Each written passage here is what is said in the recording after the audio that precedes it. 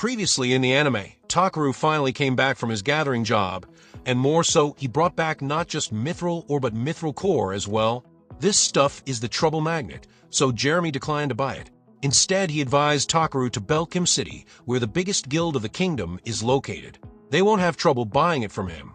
Takeru had always wished to travel around this new world, but Tormi Village had made him feel like home, so he decided to give a parting gift and use that mithril core to make a lamp that will protect the village by making a barrier. With this, Takeru takes off, and after a month of travel, he arrived in the city. But while joining the guild, he made quite a show because he showed a giant crab monster as proof of his combat powers. Plus, he had a dragon cub as his partner. Yet in the end, Takeru registered himself as a gatherer and started from F rank. So now, as the story continues, the dead man Takeru had found near Tormi Village Woods. He gave his last remaining belonging to his family. From the city guards, he found the name and the family of that dead guy, and apparently, he was taking in jobs to pay for his father's medical bills. So Takeru felt bad and used heal on him. After that, he went to guild to cash in all the items he found today. But hearing his voice, Ariana came back, as many were specifically requesting Takeru for gathering job. There were too many, so Takeru only took a few and first went a bath to relieve his fatigue. There one of his friend named Clay showed up. He too heard how Takeru helped a guy in the slums without any fees. But Takeru was being modest about it, as if he didn't do anything that big. His altruistic and naive personality would undoubtedly attract the attention of some bad individuals. And that's why Clay warned him about it in advance.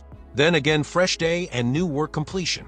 Then, Takeru was again receiving personal task requests from many clients, which is why the guild was thinking of raising his rank. But Takeru didn't want to attract someone's attention, so he denied to have peace. But so much for the peace, as the word came in that the goblin horde is approaching the city. Guild leader quickly orders to assemble D or higher level adventurers for this mission, and he also told Takeru to take part in this. He briefed his plan to the party that were going, but Takeru had to join this mess as well. Two guys even told him not to get cranky or overconfident, or else he'll end up dead. And Guild Master decided to include Takeru because Grit was praising him non-stop. And now he saw why. Takeru didn't even flinch a bit in his presence, whereas others start sweating in nervousness. So he left all the leftover work for Muesli and went on ahead. Muesli is his assistant and also a healer, but when they arrived in the battlefield, Muesli gave up. He got too scared to think straight. This nervous breakdown is going to cause trouble later on. So Takeru tries to calm him down because they are miles away from the battlefield, and no one will bother them because they are healers, not fighters. So there's nothing to be ashamed of being scared. Their Clay came out after a motivational talk. He remained in the back line since his old scar was bothering him. Anyways, he heard the pep talk, but Takeru thought he would make fun of him. So he asked about his old scar, and Clay thought even Takeru might look down on him, thinking he's a coward for getting a scar on his back while running away from an enemy. But Takeru had heard he got it while saving someone, so he never thought Clay was a coward. But then they heard the sound of goblins approaching, which means they got past front line. So Clay rushes in advance to defend everyone despite being in horrible shape. Just now Takeru had said they were far away from the conflict, so he pulled out the World Tree Beach and formed a barrier around this camp. With this, he also departed to follow Clay. Adventurers were trying their best to stop them, and those that got past them, Takeru got in their way. But there were lots of it, so he used an electric attack for one fell swoop. Adventurers were thankful, and later said the reason their defense line was breached due to a high-rank goblin. It's a goblin sergeant, and just now, Clay got in to let everyone else escape from the sergeant's path. So right now, he's all alone in the woods, and right then Takeru showed up, or else he would have died. On top of that, another horde was coming, so Takeru told him to just leave. It was the sergeant leading the horde, so Clay told Takeru to run away. Takeru knew Clay is dead if he leaves, because that scar was getting in his way. For some warrior scars are like medals of honor, so first he made sure if Clay wants to keep it or not. And Takeru threw the water from Voldius' nest and used healing to erase those scars. But it also has some other effects along the way. Clay got a heck ton of power boost that he changed completely.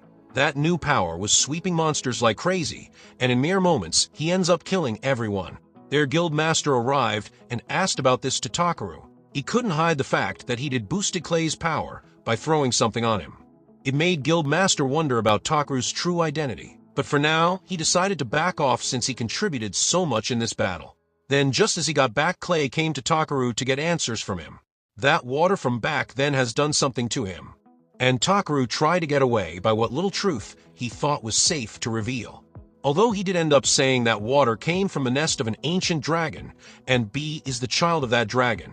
That's why he thought that by throwing that highly concentrated magic water could speed up the healing on Clay. This just revealed Takeru can use high-level healing as well by concentrating on the nerve on the backbone, the center of all nerves. This also made Clay suspicious of his identity, because this sort of knowledge is not something everyone possesses. But Clay decided to trust Takeru and didn't push him further to reveal about himself, but Takeru chose to trust him and opens up he's from another world. For a moment Clay's mind started to glitch hearing this. So Takeru explained he died and was reincarnated. It was a lot to digest, but watching Takeru's knowledge and skill, his words did make sense. On top of that, the water had awakened the true power of Dragnots from ancient times. That's why he blasted at Takeru, because he has this much up his sleeve, yet he goes around so carefree, not knowing what he could do with these powers. After a long lecture, Takeru bailed out and came to the blacksmith area to get a new gear, where he meets the show owners while staring at some sword and shield. And right there the episode ends, but stay tuned if you want to watch the next episode. For that, subscribe and hit the bell icon. So till then, take care.